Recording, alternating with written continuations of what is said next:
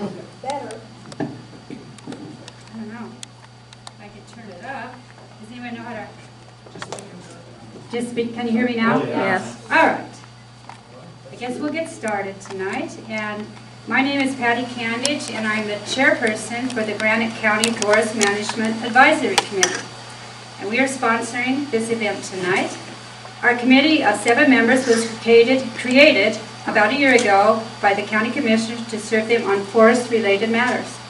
We meet once a month and always have a county commissioner and a newspaper correspondent sit in on our meetings. The last few months we have been working with the planning board to put coordination into our growth policy. And we were told by a legislator, he came over and said that these are laws that are written into like NEPA laws and other forest laws, but they do help protect our rural community, that we can go to the Forest Service or anybody because we're using coordination of this law, and we can sit down with them and tell them that we want to keep our rural community in a safe manner and maybe not have it all logged off or all the fires and stuff. But next year, or next month, we are going to be working on a natural resource policy that will also go into our growth policy. And this will be a lot of work because our planning board is meeting right now to update the growth policy, and we just do not have a natural resource policy.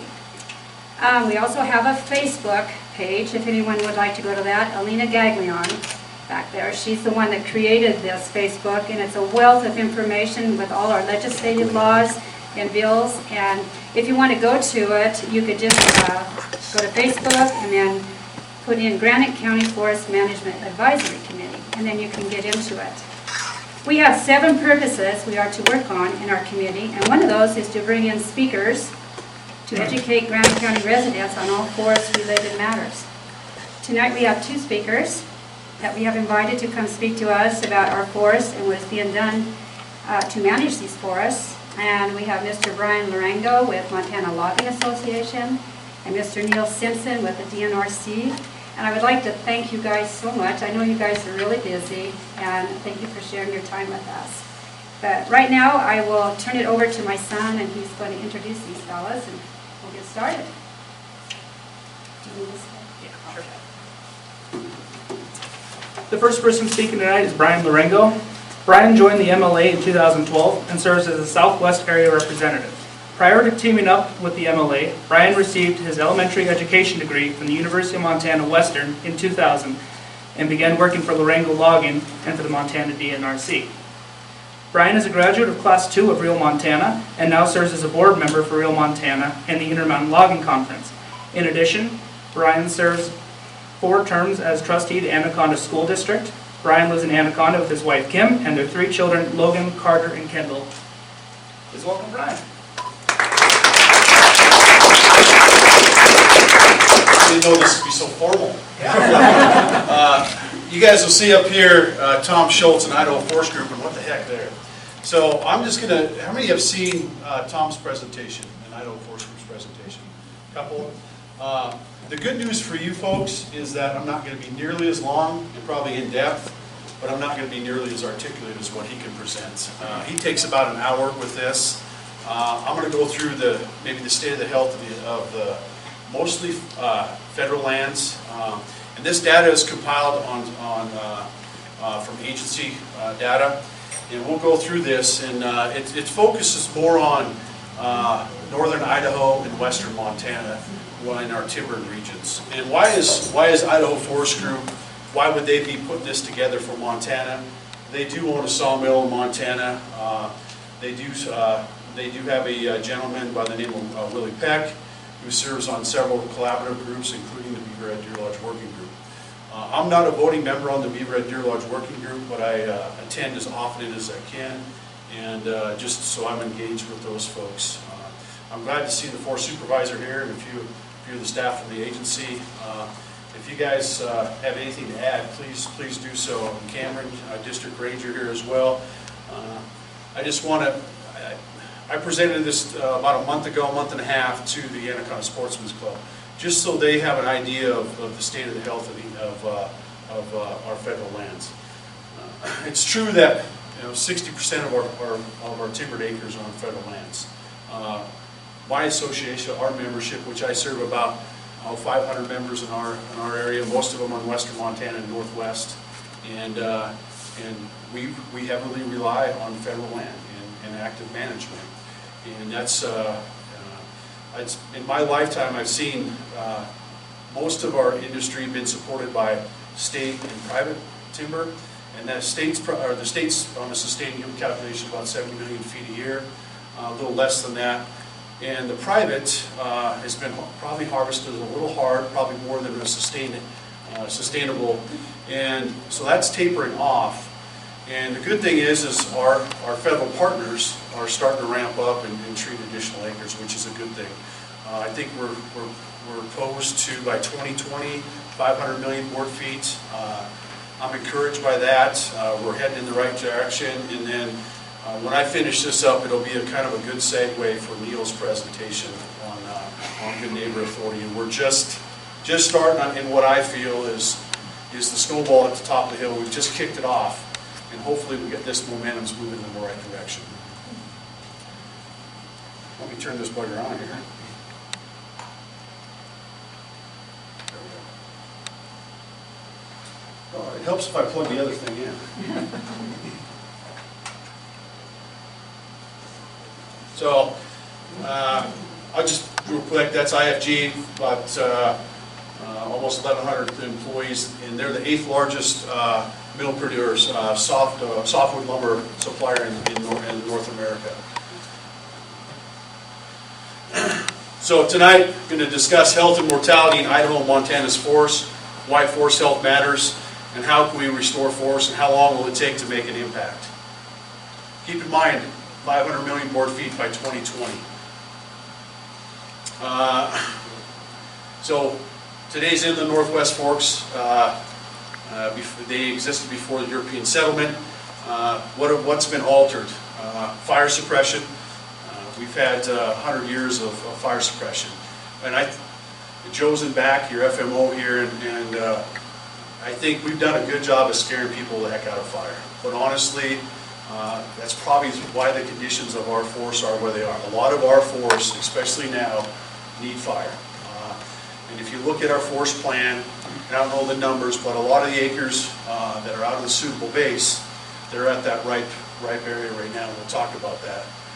There was also historical unsustained harvest levels without replanting, introduction of white blister rust and other invasive species, and we'll throw in some climate change and drought. That's altered where we're at to this day. So if you go back to 1980s, and you look here, this graph is acres burned, okay? And the green is timber harvest. Now, do they correlate? Yeah, you can say they do.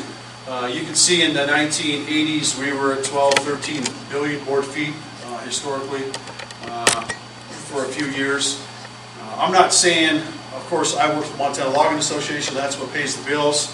Do I see us ever getting back to 13 billion board feet? Likely not. But I would say that this is probably not the right level either on the federal lands. I think somewhere in the middle, and hopefully that we can keep these at about the same consistent pattern going forward. Can I predict that? No. There's a lot of things out of our hands, and we got 2 congressional folks here, and I would say they play as much a role in our management and our lands as what our agency folks do and what our industry do. So it's good to see a mix of folks here tonight. So, and we also, at this point, 100 years, roughly, a little more, since the 1910 fire that burned 3 million acres in Idaho and Montana. 85 people died. And our current stand conditions are at that level of 1910. Lodgepole pine, 100 years, they've reached their peak maturity. They need insects, or they're primed for insects, and they're stand replacement species. So some other things, overstock, weak stands, fire mortality have also played a major factor in our stand conditions in the state. So if you look over here, this is federal lands, so you look, 28% of Idaho treed acres are at risk, ranked #1 nationally for percentage of acres at risk. Montana's 21% of treed acres are at risk, ranked 3rd nationally. And this is a lot of our staying conditions on the Beaver Red Deer Lodge Forest. The good news is I took this and you can see some skid trails flying through here. This is now a clear cut. Oh, God. Don't be scared. Now we're going to start the next cycle. So there is trees growing back. This is the East Deer Lodge sale that was completed here a couple years ago. If you look in Deer Lodge, you look north, and that's the landscape and the clear cut you'll see.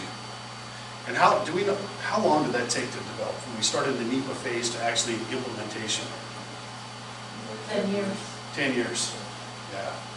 So, and I got to give credit to congressional folks and agency and DNRC. You're going to hear Neil talk. The pace and scale is way better than that. Is it as quickly as we'd like to see industry-wise? No, but it's getting better. So treat acres at risk. So you see, let's see what we got here. State lands in the blue, Forest Service, non-wilderness in the green here. So you see they have a higher percentage, folks. That's, again, I go back to they own 66% of the timbered acres in western Montana and Idaho. But we already talked a little bit about disease. We've seen the mountain pine beetle is on the decline now, probably because they're running out of food and lodgepole pine. But we are still starting to see a heightened level of Doug fir bark beetle, which is more patchy, hitting larger trees. And you'll also see some, what else we got in the Doug fir? Spruce budworm, that defoliator right now that's going. So you'll see them eating the tops of the trees out, which is pretty natural. So fire, according to the Forest Service, almost 70% of federal acres need some sort of fuels restoration treatment. This may include harvest, thinning, prescribed fire, and replanting. What I'd like to see is harvest, then prescribed fire. But Joe and I were talking briefly about this before. The challenge of prescribed fire is it's lit by humans and it invites voters. And that's the challenging part for the agency. Is it's a great tool, but it's one that their backs are against the wall once you implement that. Am I right? And a lot of those acres, they need some. And the other issue is trying to hit that nice window where you get a good burn, where you're not choking out the valley. So, and I think the problem with prescribed fire, this is my personal opinion, is especially in a fire season where you smell and see it all summer, you get a couple weeks of nice reprieve, and then all of a sudden you're going to put fire back in the landscape. But that's probably what needs to happen.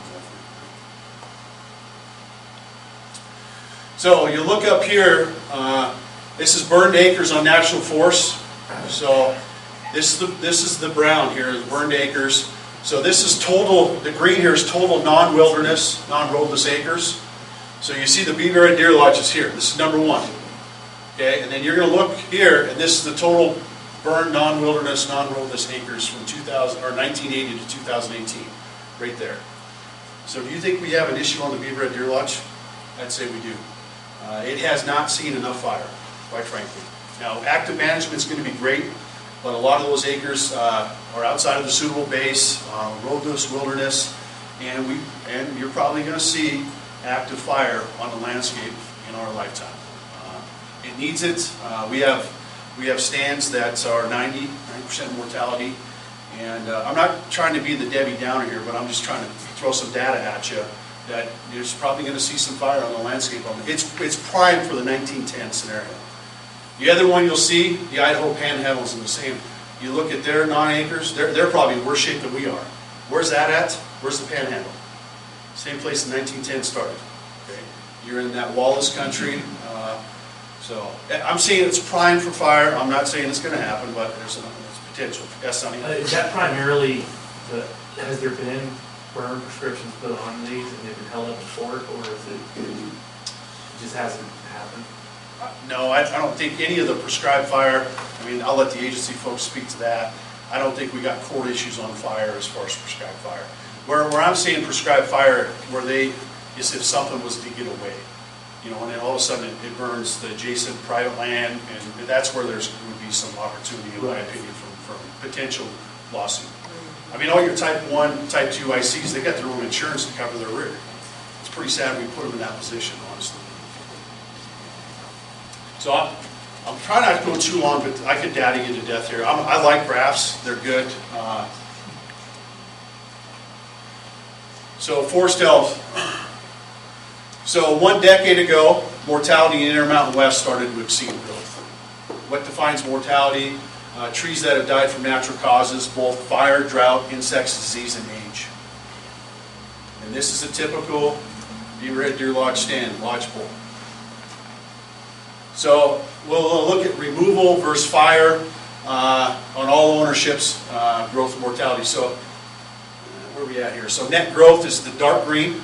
You'll see from the 1950s, you can see net growth here. You're going to see removals in the light green.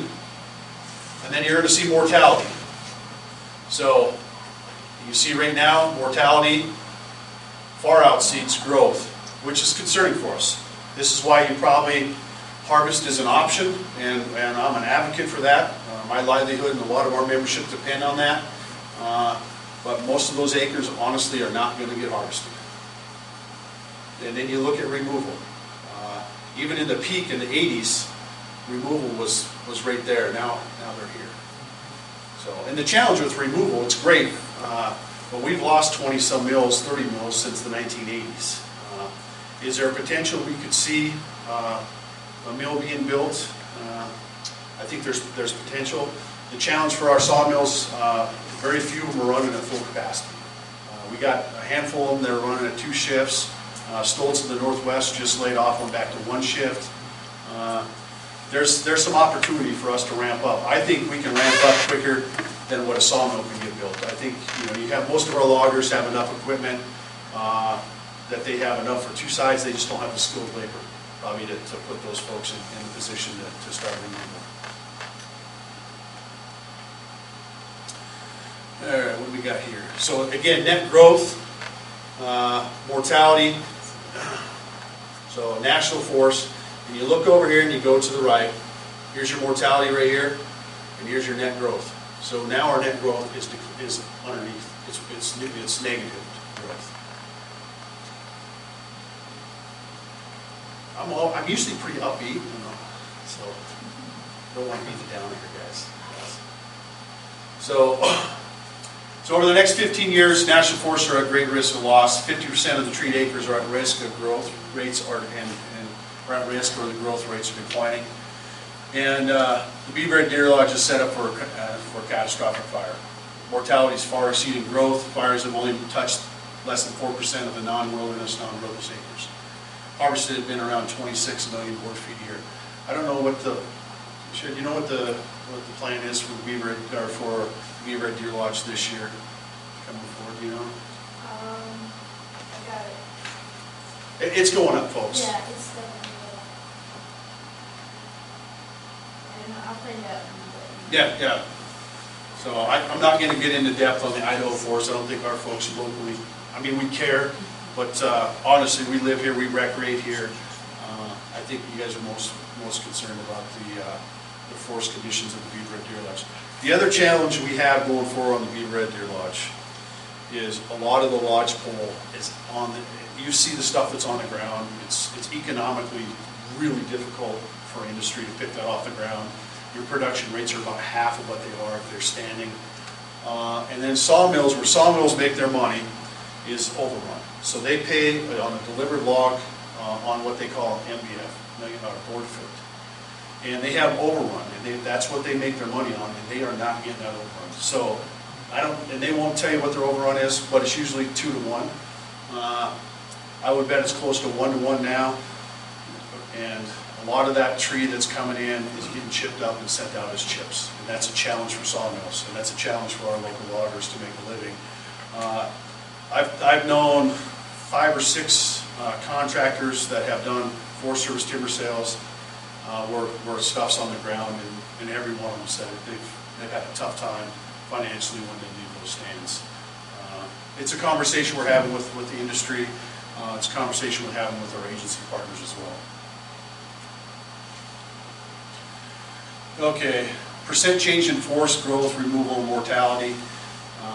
In Montana, you can see from 1991 growth and mortality, and now you're seeing growth here to mortality.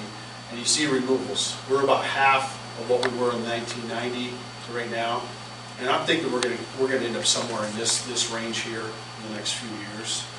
But we're not even come close in mortality here. Brian, do you know what the metric for that is? It's 54,000 something, but for net growth. That's a good point. I don't know. Okay. I would bet it's an M. That's right. A million board feet. That's what usually what folks are talking about. Unless it's ages. You guys like CCF, so. But I would bet it's a million board feet. This is a pretty quick graph. So on the Montana side of things, for every 1 merchantable cubic foot of wood harvested, 6% or 6 cubic feet die in the forest. So we're not even coming close. You know, for those folks that litigate the agencies on their timber sales, that we're clear cutting way more than what we need to. I would argue that, and that data is pretty simple, 6 to 1. And if anybody's followed what's going on in Oregon right now, and I would argue forest health is as an epidemic and where we're at. How many have seen this post by the Washington Post?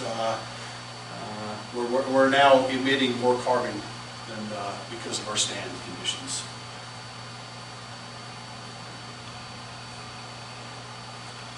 All right, I think you guys are probably graphed out. I'm gonna quick through here quickly. And we'll get to Neil's presentation. I would just say that I work for our association, serve our membership in Southwest Montana. I also wear the hat of federal policy. So that's why I go to collaboratives, that's why I work with our congressional folks, that's why I work with our regional office and our local force. We're dependent on the Forest Service going forward, folks. We do not have a sawmill if it's related to state and private lands going forward. And that's why our federal partners are crucial for us to be survival going forward. I can't state that enough. And I think we've got a good team on the Deep Red Deer Lodge. I would encourage the folks that sit on this collaborative group here to engage in the Deep Red Deer Lodge, just so that we're all transparent and working together for a common goal. All right, Neil, I'm going to get to the G&A. So what are we going to do about these? That's our mill closure since 1990. So, pretty staggering. The good news is, folks, we have a good infrastructure in place in Montana. We're not at peak capacity. This additional volume that's going to come online, our local sawmills can absorb that. Our Sun Mountain just went to 2 shifts a couple of years ago, a little over a year ago, and their second shift is now caught on and doing quite well. The 2 RY mills are still really hungry for logs right now. We've got good markets, so hopefully, and then Sealy Lake, I'm just talking about our close mills, and we got our post and pull markets that are doing pretty well, and we do have a chipping facility at Bonner that chips stuff out. Unfortunately, that material goes out of state since the closure of Smurfit-Stillwater Pulp Mill in 2008 or 9. How many mills are remaining? We got nine, I think. But if you look at MBF, there are 900 million feet we've lost since 1990. But I can tell you our mills now are starting to invest. Pyramid Mountain Lumber is putting in $2 million into some infrastructure work. Partially is that they're almost forced to because they can't get employees. So we're not trying to reduce labor, but it's just a fact that we got to keep up with the times. And all the mills are looking at. St. Regis, the IFG mills, looking at doing a big expansion. That a lot of that's going to come. They're rolling the dice that going forward that the Forest Service is going to be our partner in sustaining our milling infrastructure and our rural economies. So transformation. So I'm gonna hand this over to Neil. Any questions for myself? What impact did the closure of the pulp mill have on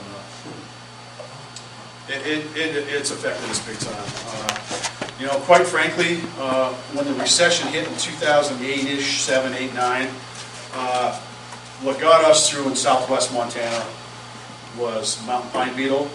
Even though the market stunk, private landowners, and if you have private timber here and you harvested in that time, I appreciate what you've done because you've sustained our milling infrastructure.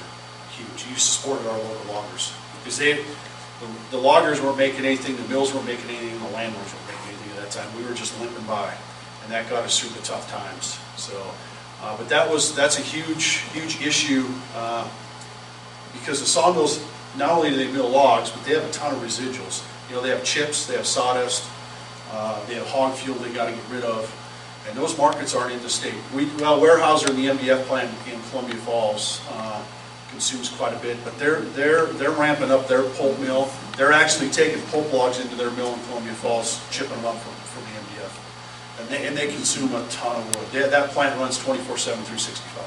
Has anybody ever toured that plant? It's pretty impressive. That question? Yeah, I do. Several years ago, Senator Castor brought forward, it was at that time 1470 on the Beaverhead Deer Lodge Forest, bringing forward some planning for making sure that we have some timber production as well as protecting other areas. That has had also an impact on the logging industry across the state, and I'm just wondering what's the status of that right now. So are you referring to the Healthy Forest Jobs Recreation Act? Yes. So it's never got enough traction to get out of Congress. It's a stalemate. I can tell you our association remained neutral on it. That was before I went to work for our association. And I'll be frank, even if the senator was sitting in here or a staffer, the reason we did not support it and we remained neutral is we were guaranteed wilderness in that, and we were not guaranteed acres of harvest. And at that time, our association asked, and we were willing to sign on, and we're not opposed to wilderness, but if we're going to sign on to something, we need to have some skin in the game. So we said, you know, we're willing to sign on and endorse wilderness, but we want X amount of acres guaranteed to harvest per year versus X amount of acres of designated wilderness. That never happened. And I would, if the senator was sitting here right now, I'd tell him the same thing. I've told the staff about the same thing. Thank you. Yeah. Any other questions? You guys let me off easy. Joe, you got one?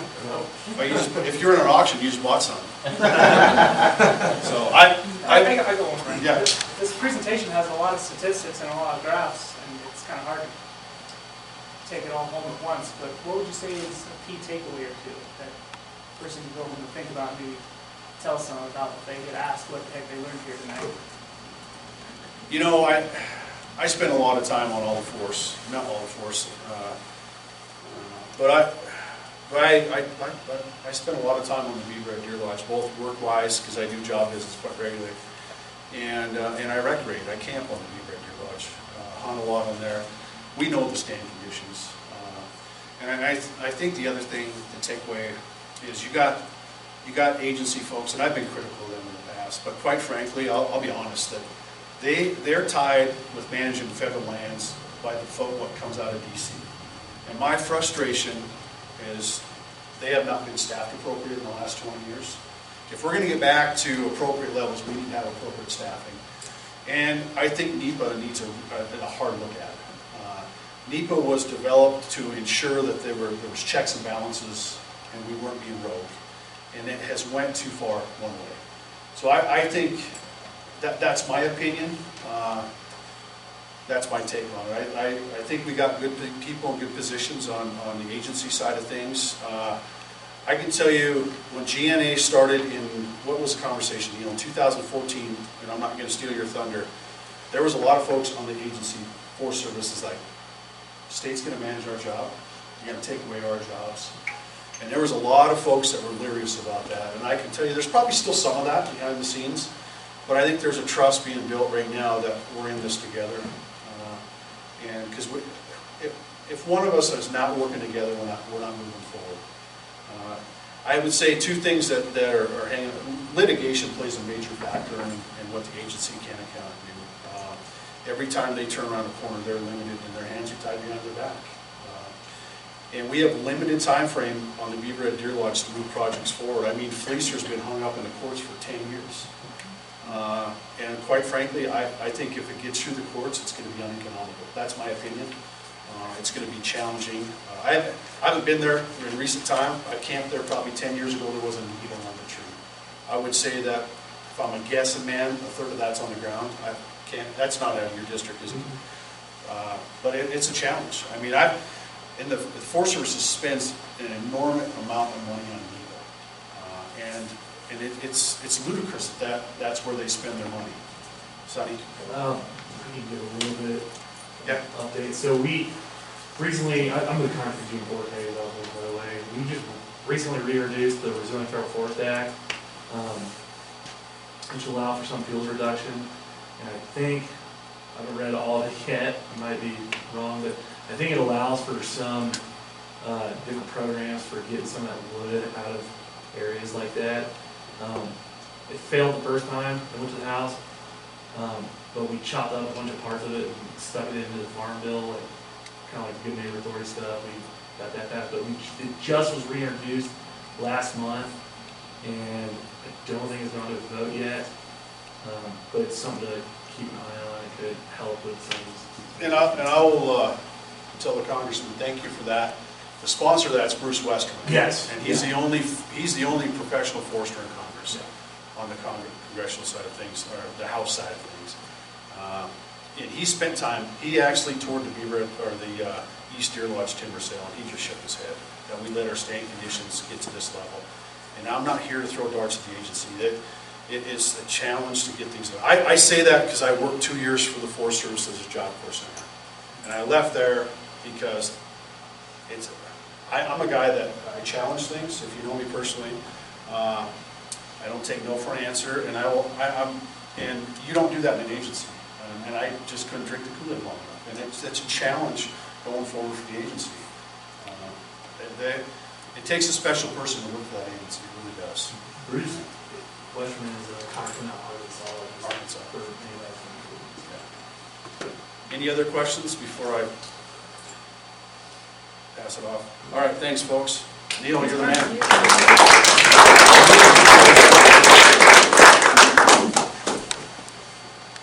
Neil, do you need the lights back on while you get set up? No, I can just start rolling. Okay. Our next speaker tonight is Neil Simpson. He's the Good Neighbor Program Manager. He works for the Montana DNRC. In this position, he oversees the DNRC's Good Neighbor Program, which includes policy support to ensure important Forest Service projects make it to implementation, assistance to local governments that want to be engaged in forest management issues, and implementation of Good Neighbor Authority projects. He began his career with the DNRC in 2005 as a trust lands forester, and has also worked as a service forester for the DNRC. He received his BS in forestry from the University of Montana in 2003 and lives in Missoula with his wife Katie. Since he is mostly tied to a desk at work these days, Neil enjoys spending his free time hiking, mountain biking, skiing, or just about any other excuse to be outside. Please welcome Neil. Thanks, everybody. I've got a kind of a canned PowerPoint here that I could talk to for about an hour. I will try not to do that. Kevin, if you can kind of kick me if I'm going too long on anything, but I'm going to jump around a little bit too, just so it tears into Brian's talk a little bit better. So I'll jump into why Montana and why states are using Good Neighbor Authority, and it comes down to a couple of things here that both the state and the Forest Service, the USDA, have put out.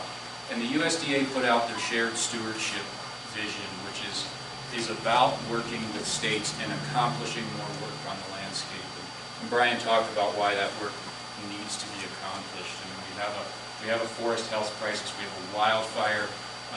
We have major wildfire problems that our communities are at risk. So the Forest Service, and Sherry, Cameron, thanks for being here. If you jump in anytime on anything, but the Forest Service has been charged with increasing pace and scale of what they're trying to accomplish. And the state has priorities that fit right with their priorities: forest health and wildfire, rural economic development. Brian showed that list of mills that closed, and makes my heart sink a little bit. That's a lot of family wage jobs, a lot of tax base for our local communities. So So we have a vested interest in maintaining that infrastructure. That infrastructure is also important to get the work done. Brian talked about losing Smurfit Stone and what that meant to the industry, but what that meant to the landscape is a lot of those trees that we used to be able to get paid, that needed to be removed from the landscape for fire risk or forest health, used to be able to get paid to remove those trees. Now it's become a cost. And each time we lose a sawmill or any kind of infrastructure, that we run that risk of those treatments that need to be done for forest health and wildfire reduction, wildfire risk reduction, become a cost instead of becoming a economic benefit. So lots of overlap with the Forest Service goals and state goals, and that's why we're working on this together. And Good Neighbor Authority is, at its heart, it's a federal authority. We're just glad to be at the table, to be working in partnership with the Forest Service to accomplish important work. So I'll step back a little bit here then to what Good Neighbor Authority is.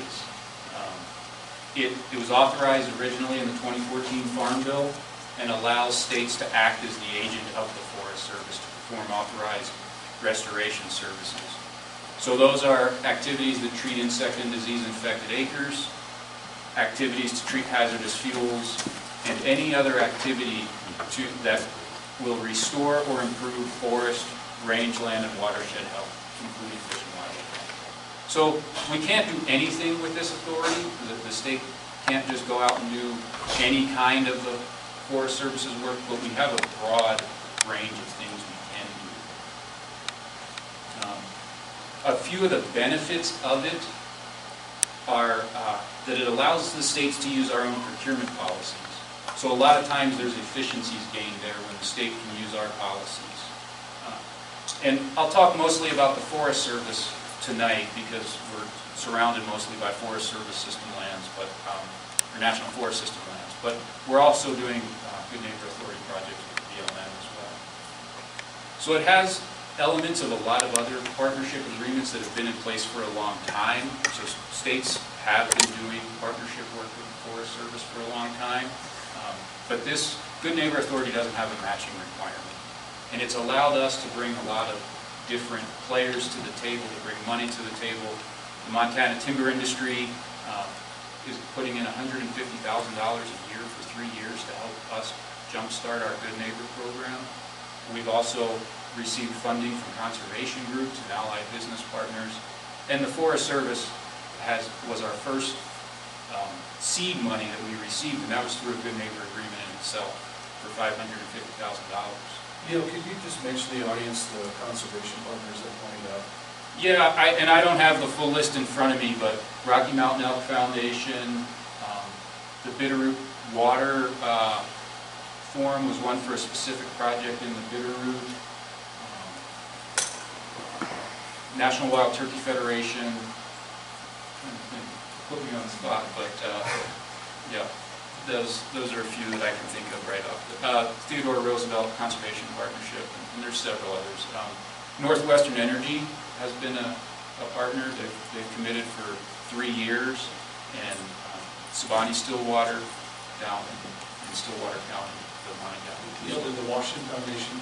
Washington Development Corp. Yep. So the big difference with Good Neighbor Authority from typical partnerships is it allows the funds from Good Neighbor timber sales to be used for other restoration work. And the state can utilize those funds to work on projects that the state and the Forest Service have identified together as priority projects. And I'll get into how that funding cycle works in a little bit here. So I covered this, but a couple other things I wanted to cover about what we're doing at the DNRC. In addition to our Good Neighbor projects, we have we've several other little kind of legs or arms of our Good Neighbor program that we're doing to help get more work accomplished on the ground. I wanted to be sure to mention to this group our local government forest advisor. His name's Steve Kimball, and that position was designed by the Montana State Legislature to help counties and local governments engage with the Forest Service. You know, to engage effectively and get beyond gridlock. In some places there's gridlock, and we have a role in kind of facilitating some conversation and being a bit of a subject matter expert on wildfire risk, and we can bring the science to the table, and hopefully, not that the Forest Service isn't doing that, but help the conversation along. And the other thing that we have is our policy and litigation support. We've worked with counties, we've worked with collaborative groups, and we ourselves as the DNRC and the Montana Attorney General's Office have been filing amicus briefs in support of projects that are important to Montana's communities. So we're trying to build, through the collaborative process and the collaborative groups, the willing parties that want to stand up for these important projects and stand up for them in court. So we've been doing that. And a little more background. So our local government forest advisor kind of spearheads most of those efforts. He also spearheads our efforts with the collaborative groups, which are an important part of how we determine where we do GNA, where our priorities are. So he spearheads that, and his name's Steve Kimball, and he has actually come to us after a career with the Forest Service. So he's been a staff officer and a district ranger with the Forest Service, so he brings a lot of experience to the table and a lot of ability to get those conversations going and work towards getting more work done on the ground. So, does this thing have a... Yeah, so then like we move on.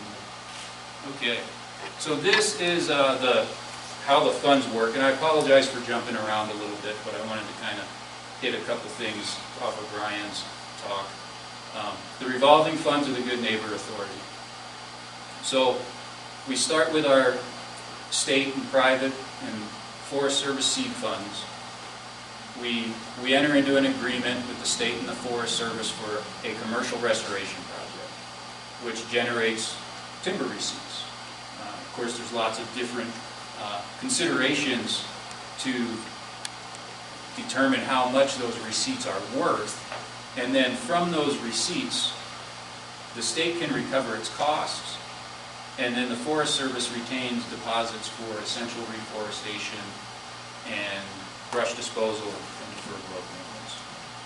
So those pots are covered to get that important work done.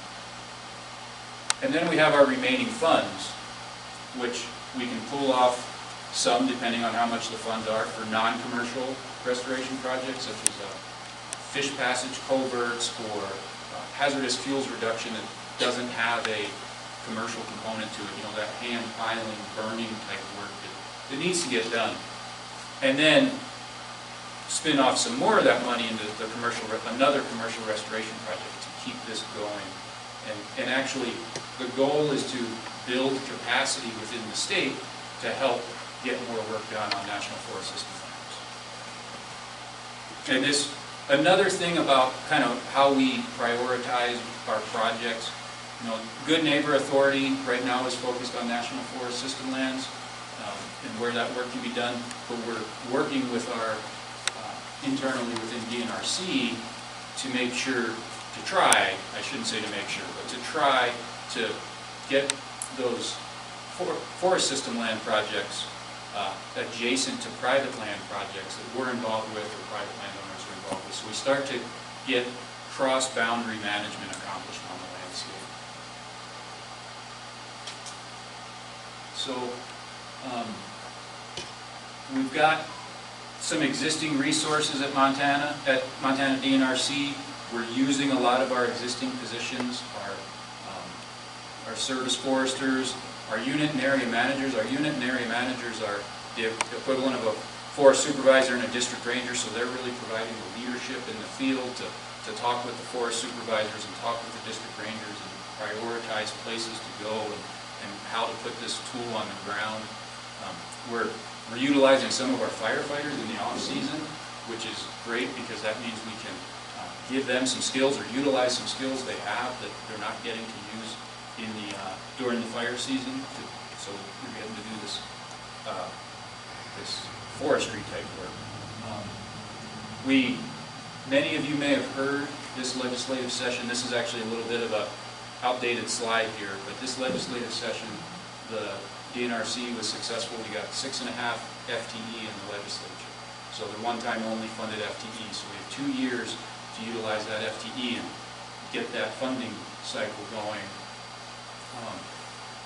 Neil, can I make a point on that? Yeah. Our association pulling up some money. What we anticipate 2 years is that this will be self-supporting. Logs on trucks, acres being treated should generate enough revenue where this 6.5 is not a burden on the taxpayer, and logs and industry will support that. Thanks, Brian. Yeah, and before we even had the 6.5 FTE, it actually kicks in on July 1. We had hired a flathead forester and a Kootenai forester. Those were kind of the two forests that we first had some projects chosen from, and we're getting to work. So we've got foresters on the flathead and the Kootenai. We have a half-time administrative professional. There's a lot. That's not nearly enough to keep up with the paperwork, but Chloe does an amazing job. But just our truck tickets and grants and agreements and all these things. We have a 6-month seasonal forestry tech. We have myself, the Good Neighbor Program Manager, and Steve Kimball, our local government forest advisor. And then those 6.5 FTE, we're actually utilizing that FTE. We're going to utilize that on the flathead and on all these positions, actually. Well, no, except for Good Neighbor. For Program Manager and Local Government Forest Advisor, we got permanently funded by the legislature this session, so which is nice. I have to come to work on July 1st, so that's a good thing. But these ones up here, we're going to utilize that legislative approach for those positions. That'll help us hold on to our seed money and gives us more options in the future.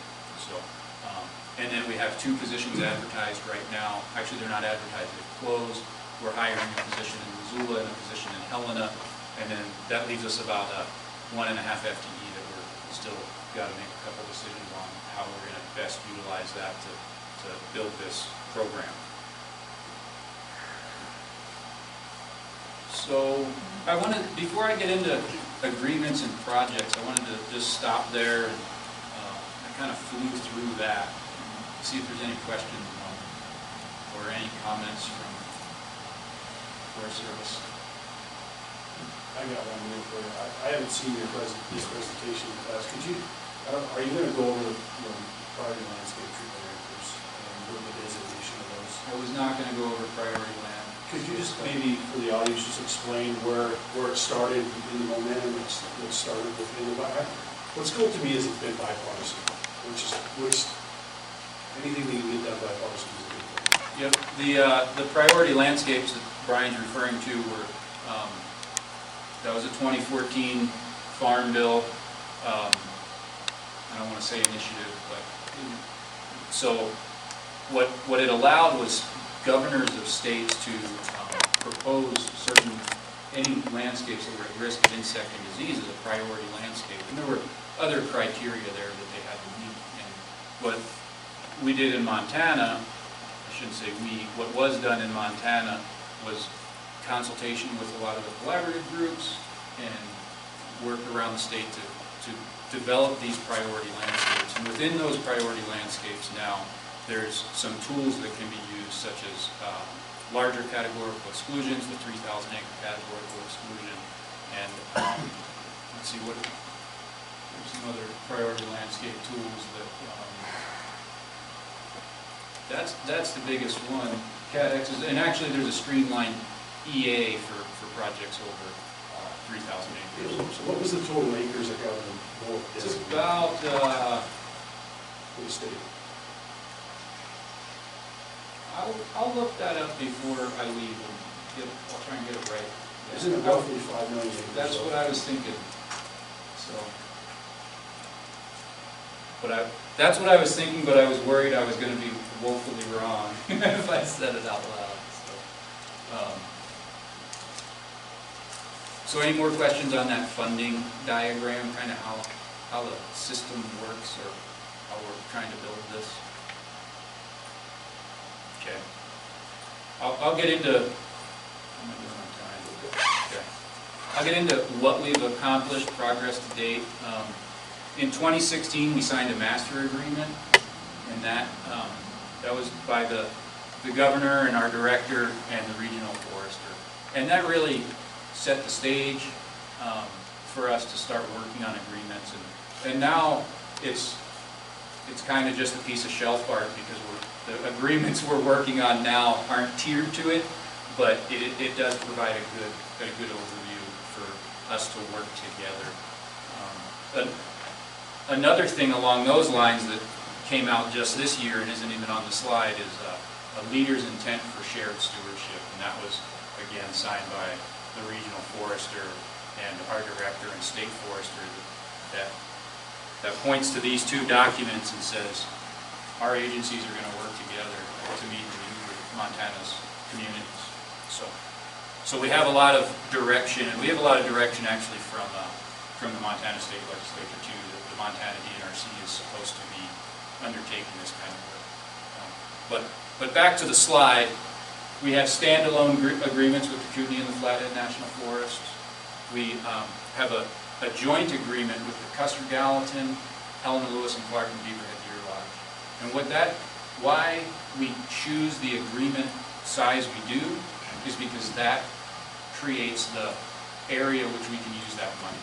So the three forests working together in their pod can utilize the good neighbor money the same way they utilize their other monies and pool their resources, and we can decide jointly where the top priorities for that money goes. We have pending agreements with the Lolo and Bitterroot National Forests. They've been pending for a long time. I can't wait to change that slide, but these can be a little difficult to work through, and the authority had some changes in the 2018 Farm Bill, which we now have to make some changes in our agreements to be current on that. And then I already had mentioned the standalone capacity agreement that the Forest Service and us have signed, and that provided $550,000 of funding for DNRC, and that's one of the ways we were able to hire that Kootenai forester and that Flathead forester and our administrative assistant to start getting this off the ground. Here's just a picture of our Boulder Lowlands timber sale, which I'll talk about a little bit more, but more stand conditions, more reasons that we need to be doing work out there. Head lodgepole pine. And there. Was that the same? Oh, I got the same picture on 2 slides. Boulder Lowlands timber sale. It's not too far from here, near Elk Park. This project sold. It was the first Good Neighbor Authority timber sale to sell, and you can see from the picture there's a forest health problem and a major potential wildfire problem there. So the purpose and needs of the project were to increase forest health and resiliency and decrease wildfire intensity. So the project was collaboratively developed by the Beaverhead Deer Lodge Working Group. And interesting thing about this project, it was a 3,000 acre categorical exclusion under those Farm Bill provisions because it's priority landscape. And the Forest Service did the first project out of those 3,000 acres. It was about 1,800 acres that they cleared through NEPA. And then priorities kind of shifted, there were fires, all sorts of things, and that's what spurred the Beaverhead Deer Lodge to talk to us and say, hey, maybe you could do a Good Neighbor project out of this. And that's what we did. So we were able to run with that project, lay out the project, and sell it. Like I said, it sold to Sun Mountain, and it should generate about $395,000. Not all of that will be able to be used within the program. You know, there's those pots that I mentioned get pulled off, but it'll be a pretty good sale for getting more work done.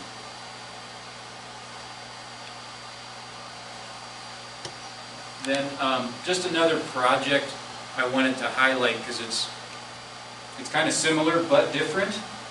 It's the 3 Mile Wildlife Management Area project located in the Bitterroot. And the interesting thing about this one is this was Fish, Wildlife, and Parks idea. Because the Forest Service, there's National Forest System lands within the 3 Mile game range. They're 40 and 80 acre chunks, and a lot of it bounds the 3 Mile game range. And Fish, Wildlife, and Parks is doing a treatment of timber harvest to improve wildlife habitat and restore stand conditions on their farm. They came to DNRC and the Forest Service and said, there's these Forest Service stands within the game range, and they really benefit from a wildlife habitat perspective and a forest health perspective if they get treated. So that project will sell probably this fall. We've got that agreement we need to finish. And it's about 238 acres, and then Fish, Wildlife, and Parks is doing 1,500 acres of treatment on their game range. We're doing some road and stream crossing upgrades, so most of our timber sales, the primary reason we're there is vegetation treatment, but they almost always have another restoration component to them. This one is we're doing road and stream crossing upgrades. So, and it's also in the wildland urban interface. So there's a fire issue there as well. Let's see.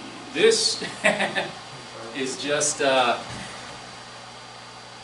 This is our list of projects. It's outdated, but I just put this up here to show the work we've been doing with the forest to develop a 5-year plan of work, because that's a critical component of being successful with Good Neighbor Authority and building a Good Neighbor program, is that we know where we're going next, and we can assign staff, and we can have an idea of our budgets moving forward.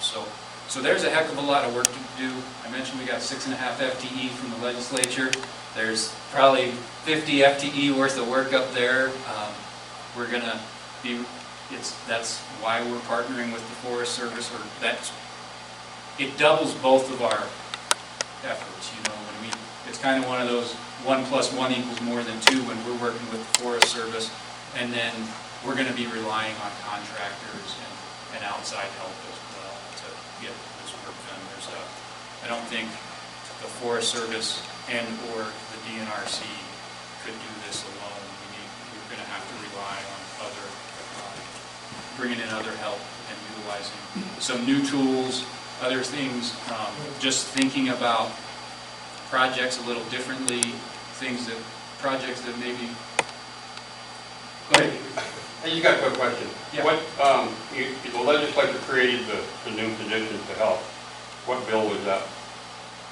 It was House Bill 2. It was the general House Bill 2. Yep. Okay. Thank you. And that's my point to bipartisan. You tell me any other agency that got FTE this session. And I think it had a lot to do with collaborative folks and industry ponying up money to proceed to get that done. It's pretty remarkable. Yeah, and I think another thing, not that I want to speculate on what goes on in the halls of the legislature, but the goal is to build this as a self-funding model, a perpetuating program without tax dollars. So it's the seed money to get started, and you can see. I wish I had the list of donors. It's about 20 different donors that have donated to our agency to help us launch this program. So the support is very big, and I think that's because of the funding diagram that I showed in part, and the need for the work for sure as well. There's a lot at stake out there.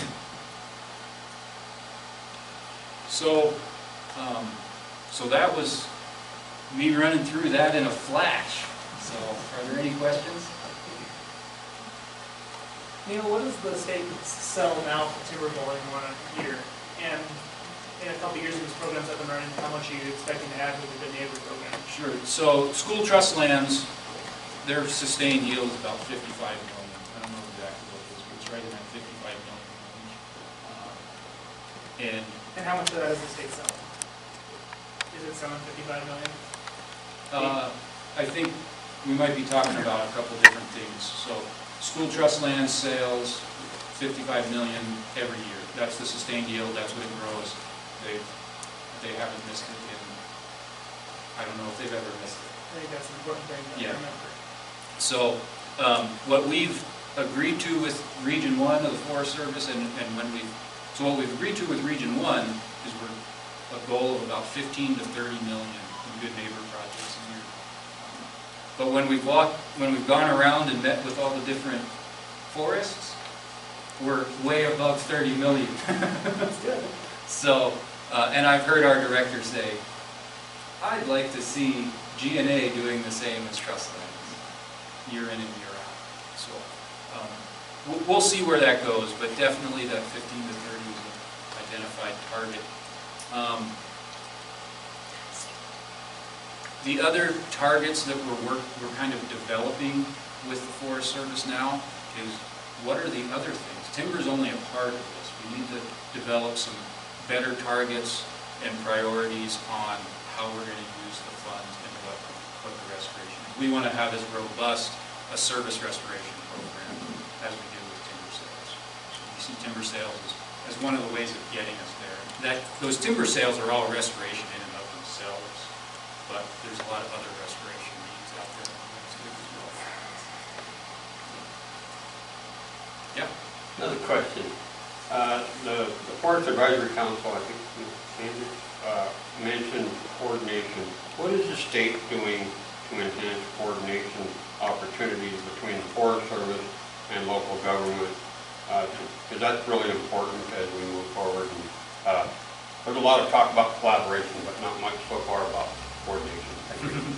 Absolutely. I mentioned our local government forest advisor, and he's a bit of a one-man show on the collaboration front for us. And I shouldn't say that. Our folks, our units are attending collaborative meetings and serve kind of as a technical advisory role, but through our local government forest advisor, we actually have grants to collaborative groups. We've been doing that for about 4 years now. This year, actually, was the first year we had more grant requests than we did funds. So that was both a good thing and a bad thing. You like to be able to give everybody money, but we couldn't this year. So, but it shows that there's a lot of need out there, I think. The coordination, I agree, I think that's a good word for something that's important. And some of the things we funded as professional facilitators for the collaborative groups, for example. Okay, just real quick follow-up, and I'm not going to burn much more of your time here. But coordination is a total separate process that's found under the Multiple Use Sustained Yield Act, and has been kind of eliminated under CFR 219 over the years, as well as policy, etc. And so again, it's not collaboration. Okay, yeah. So I guess that's what I'm asking, if I Yeah. can. I don't do them very well questions, but if you could, there's the 3 C's, and you need to make sure that the people that aren't familiar with what's going on understand what coordination really can do for local communities. Yeah, that is something I think we could strengthen up on is both individual counties and us at the DNRC. I can't think of the word right now. You might know it. Is it a coordinating agency? Is that what you're referring to? That's where it leads to, yes. Yeah. It's written into NEPA laws and about several other Yeah. policies. So I know Our some. government gave it to us to keep our rural communities, like, say, it's only for elected officials to use it in a county. Like, they might go out and coordinate, they'll call the Forest Service up and say, we're going to come coordinate with you, because it's in our growth policy, and then we want to talk to you how you're managing the forest fire, or something like that, And it's to protect rural communities and their way of life. And it's always been there, it's always been law. The legislators now are coming around and encouraging us to put it into our growth policy. And there's about 4 counties in Montana that have put coordination.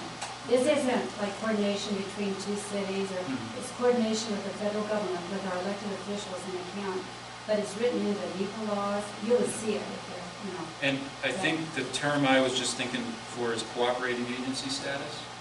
Yeah. That's, Yeah, where you kind of sit on an equal basis, you Yeah. say, hey, we need to talk, but that doesn't mean we get our way either, you know, it just gives And us I don't that know- equal. I don't know of any county in Montana that has cooperating agency status. Beaverhead, yeah, Beaverhead, and, well, you know which ones, I think, that you had talked to. There's about 3 counties that Okay. are using it now. And we just got a growth policy, or a natural resource policy from Crook County, Oregon, and that's what we're gonna use with our natural resource policy in Granite County. But they're using it, I mean, it is really, a very powerful thing to put into a natural resource policy. So I guess what I would say for this conversation is I just put you in touch with Steve, our local government forest advisor. I think he could dig into that for anybody that would like to get some information on that, or at least have the conversation. It sounds like you guys have quite a bit of the information already. So. Neil, I would just mention too that the last farm bill gave counties and tribes authority under their neighbor. And Cooley, Lincoln County, has hired a forester. So if Granite County wanted to pony up, I'm sure the agency would be willing to take a botanist or a hydrologist or a sale administrator. That's what they're doing in Libby right now, which it'll be interesting to see how it works. I see some hiccups with it personally, but I'd say let them try it out first. So we did just last Friday, the Forest Service and the DNRC and Montana Forest Counties Coalition put on a GNA training for counties. Well, it's for counties.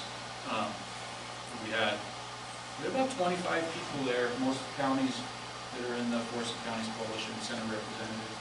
And there's states and counties and tribes are looked at a little differently in how they can generate, counties and tribes cannot generate program revenue, and that's what it boils down to.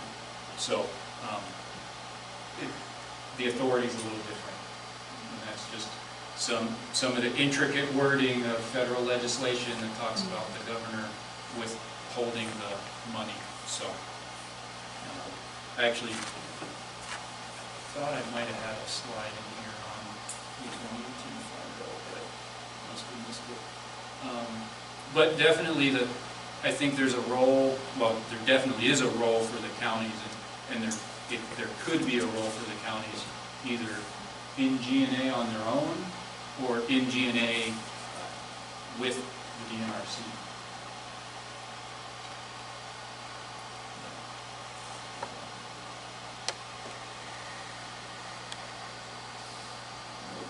Didn't get it in there. Okay.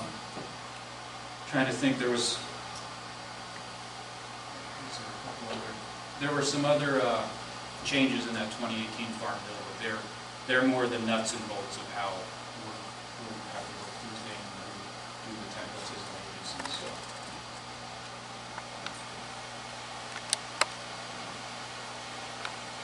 Thank you, Neil. You're welcome.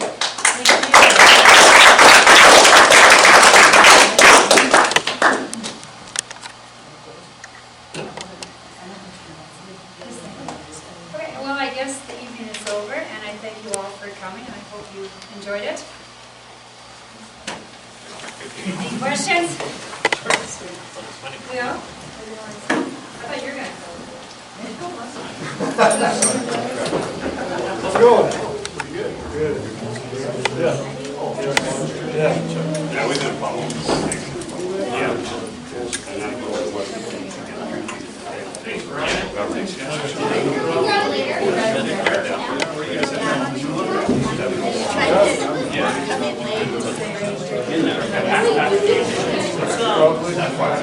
Yeah.